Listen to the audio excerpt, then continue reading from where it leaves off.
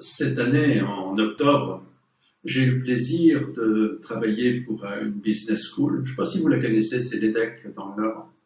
Ils m'ont demandé d'animer un séminaire sur design thinking, strategy, innovation and design thinking.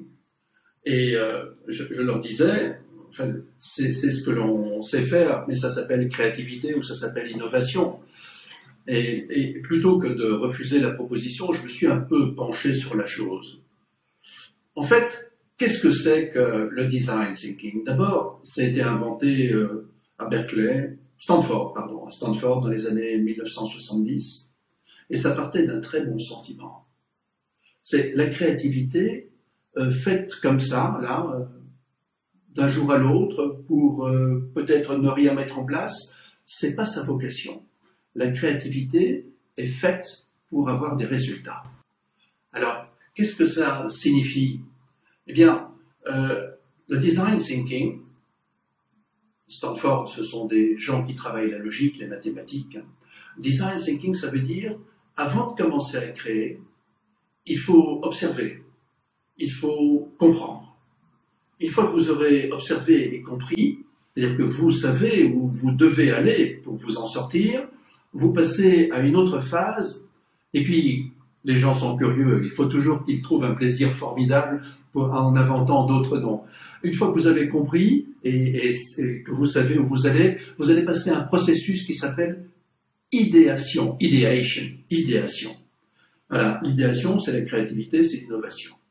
Et quand vous aurez fini ce phénomène d'idéation, eh bien, vous allez ensuite prototyper et après, vous allez tester. Bref, le design thinking, c'est la reprise en main d'un schéma créatif.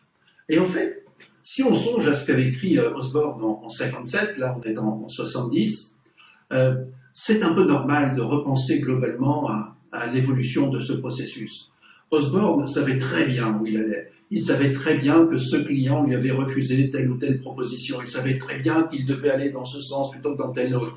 Donc, tout ce qui était observe, tout ce qui était observation, tout ce qui était prendre des notes, aller chercher, il le savait.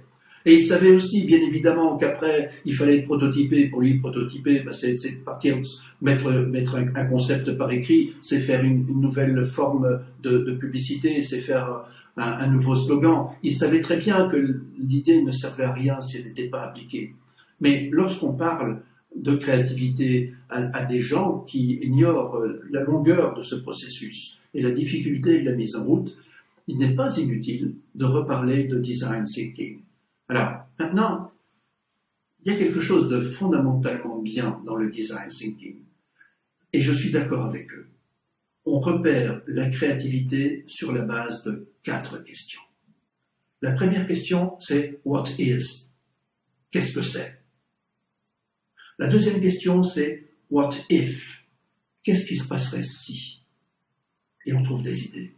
La troisième question, c'est « what was ?» Qu'est-ce qui est formidable?